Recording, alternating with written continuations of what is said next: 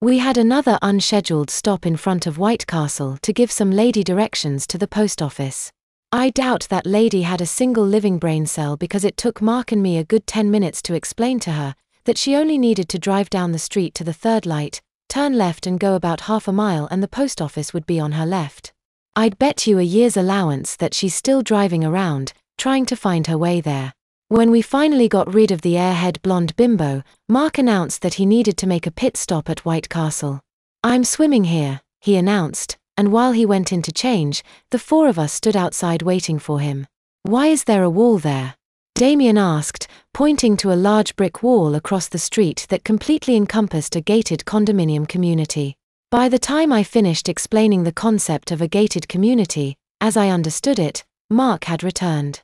"That is much better," he said, stooping down to allow Damien to hop back on his back. "How come you didn't let Daddy Max change you?" Mike asked, trying to egg Mark on a bit.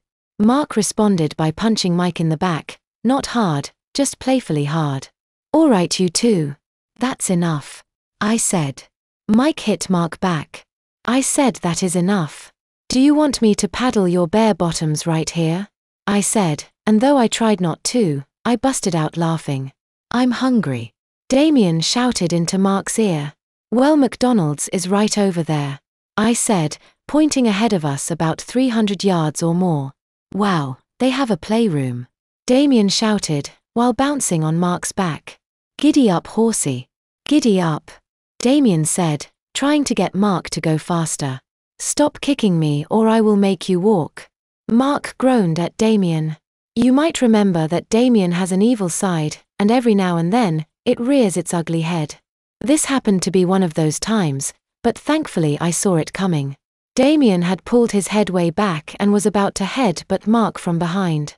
Just in the nick of time, I reached out and caught a fist full of the back of Damien's hair. "Ah!"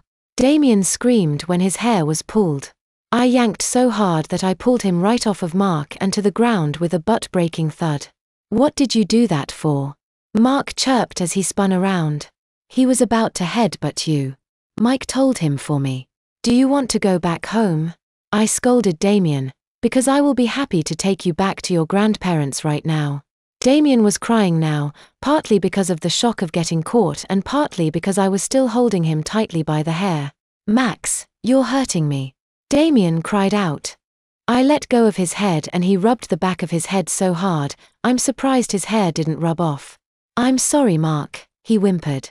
"That's okay," Mark said, bending down and lifting Damien back to his feet. I noticed instantly that the back of Damien's pants were covered in something brown. It turned out to be dog doo-doo. "Ah!" Damien moaned in disgust. Mike fell off the curb he had been standing on, because he was laughing so hard. Sean was holding his nose and keeping his distance.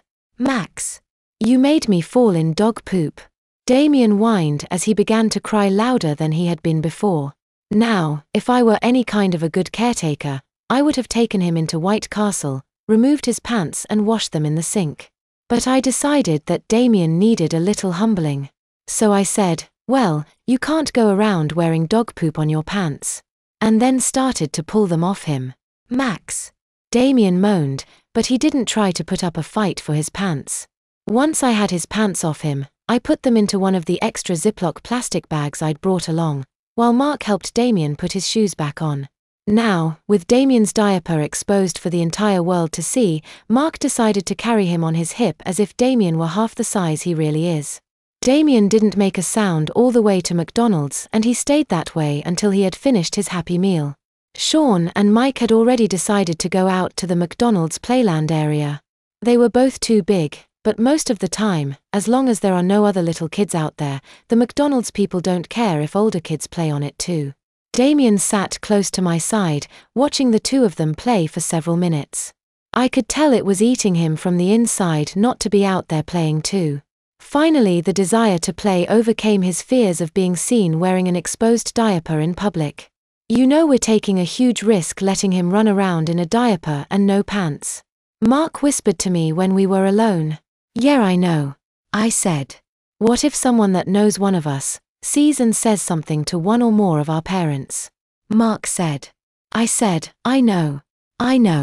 I shouted at him and he let the matter drop. After a little while longer, I decided that Mark was right and fished out the plastic bag containing Damien's pants. I'm going to see if I can get them cleaned up in the bathroom, I said. Mark smiled, knowing that he'd convinced me. Need some help? He asked. Nah, keep an eye on our kids, would you, sweetheart? I said teasingly. Oh, shut up. Mark hissed while taking a swing at me, but missing by a mile. I had stood up and slung my backpack over one shoulder, but I wasn't done messing with Mark. I carried the charade a step further. Oh, come on, dear. Let's not fight in public. I leaned in like I was going to kiss him, but I made sure not to lean in too close. Mark took another swing and I jumped backwards before he could make contact. Where's the love? I teased as I turned and headed for the bathroom. That's when a deadly French fry collided with the back of my head. Hey! I laughed as Mark attempted to play off his innocence. And then Mark said something that was so incredibly funny. Loud enough for most everyone in the restaurant to hear.